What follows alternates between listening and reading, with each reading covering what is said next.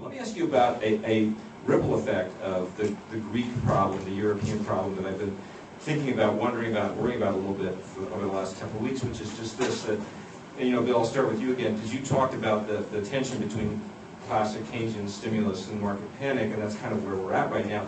If you posit a scenario in which the U.S., the EU, even Japan to some extent, everybody decides they've got to worry about that market panic and decides that they really need to aggressively address their deficit, the debt problem, so they don't become Greece over the next couple of years, how contractionary is that?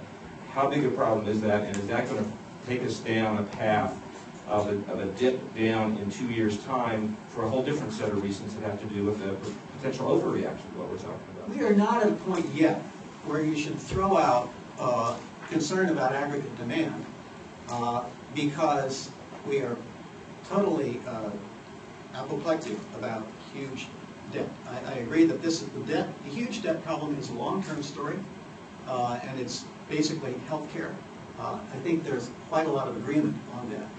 But interesting question becomes, as you go from 10% down to 4% fiscal deficit as the desired objective in your baseline, where should you be in 2011? Should it be 9%? Maybe it should be 7.3%, who knows? But that is the kind of... Now, are we going to get a massive slowdown in growth? Well, you know, as I say, the forecasters may be dead wrong, but they've only shaved 1/3 of a percentage point of growth off of European growth for the next couple of years. So they don't yet, this is a blue chip, think that that's going to happen. Debt.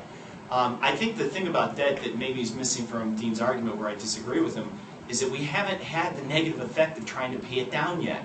So it looks like it's sustainable, like it doesn't have an effect on the economy, yet if we do try to attempt to pay it down, it will have an effect on the economy. I think the multipliers on fiscal stimulus are somewhere between 0.4 to 0.5. On raising taxes, minus 1.1.